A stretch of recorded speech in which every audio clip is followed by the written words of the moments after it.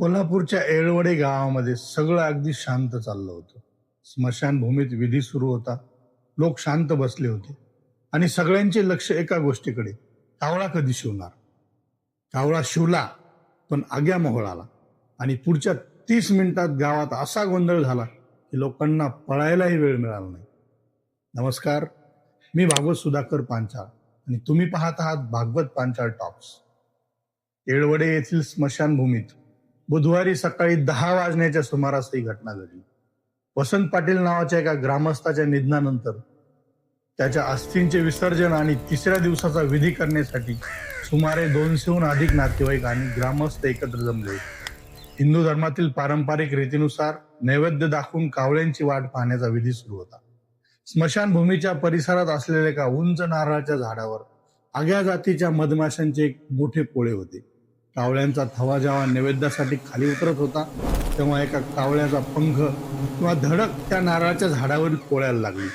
काही प्रत्यक्षदर्शींच्या मते नारळाची एक सुकी झावळ पोळ्यावर पडल्याने देखील मधमाशा विचलित झाल्या असाव्यात. या भौतिक अडथळ्यामुळे पोळ्यातील हजारो मधमाशा एकाच वेळी आक्रमक झाल्या आणि त्यांनी खाली असलेल्या लोकांवर हल्ला चढवला. हा हल्ला इतका भीषण होता की सुमारे 30 मिनिटे परिसरात मधमाशांचे साम्राज्य होते, ज्यामुळे लोकांना सुरक्षित ठिकाणी पळण्यासाठी कोणतीही संधी मिळाली नाही.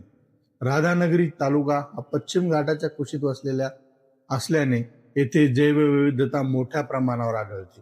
आग्या मधमाशा या त्यांच्या आक्रमक वर्तनासाठी आणि मोठ्या आकाराच्या पोळ्यांसाठी ओळखल्या जातात. मधमाशा या निसर्गतः आक्रमक नसतात, परंतु त्यांच्या पोळ्याला धोका निर्माण झाल्यास त्या डिफेन्सिव्ह अटॅक करतात. येळवडे येथील घटनेत कावळ्याची धडक हा एक अलार्म ट्रिगर ठरला. जेव्हा पोळ्याला धक्का लागतो तेव्हा रक्षक मधमाशा हवेत विशिष्ट प्रकारचे फेरोमोन्स सोडतात. या रसायनामुळे संपूर्ण पोळ्यातील मधमाशांना धोक्याची सूचना मिळते आणि त्या एकत्रितपणे लक्ष्यावर हल्ला करतात. फेरोमोन्सचा प्रभाव इतका तीव्र असतो की हल्ला झालेल्या व्यक्तीच्या शरीरातून विशिष्ट गंध निघत राहतो, ज्यामुळे इतर मधमाशा देखील त्याच व्यक्तीला लक्ष्य करत राहतात. येळवडेत उपस्थित असलेल्या लोकांच्या हालचाली आणि पळापळ यामुळे मधमाशा अधिकच चवताळल्याचे दिसून येते. ज्या 12 जणांना गंभीर अवस्थेत कोल्हापूरच्या CPR रुग्णालयात दाखल करण्यात आले त्यांच्यावर विशेष लक्ष केंद्रित करण्यात आले आहे. मधमाशांच्या अनेक दंशामुळे अॅनाफिलेक्टिक शॉक बसण्याची शक्यता असते, जी जीवघेणी ठरू शकते. घटनेची माहिती मिळताच राधानगरी तालुक्यातील स्थानिक प्रशासन आणि लोकप्रतिनिधींनी तातडीने धाव घेतली. जिल्हा परिषद सदस्य सागर धुंदरे आणि पंचायत समिती सदस्य अमृता पाटील यांनी जखमींची विचारपूस करून त्यांना पुढील उपचारासाठी मदत केली. मात्र अशा प्रकारच्या आपत्ती हाताळण्यासाठी ग्रामीण भागातील आरोग्य केंद्राकडे असलेल्या संसाधनांची कमतरता या घटनेतून अधोरेखित झाली. राशीवाडी प्राथमिक आरोग्य केंद्रात अचानक 50 ते 60 रुग्ण आल्याने त्याचा मोठा ताण निर्माण झाला होता.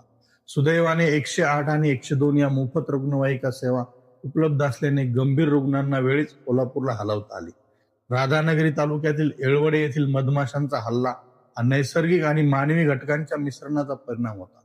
एका कावळ्याची पोळ्याला लागलेली धडक आणि त्यानंतर निर्माण झालेली भीती यामुळे या घटनेने भीषण रूप धारण केले.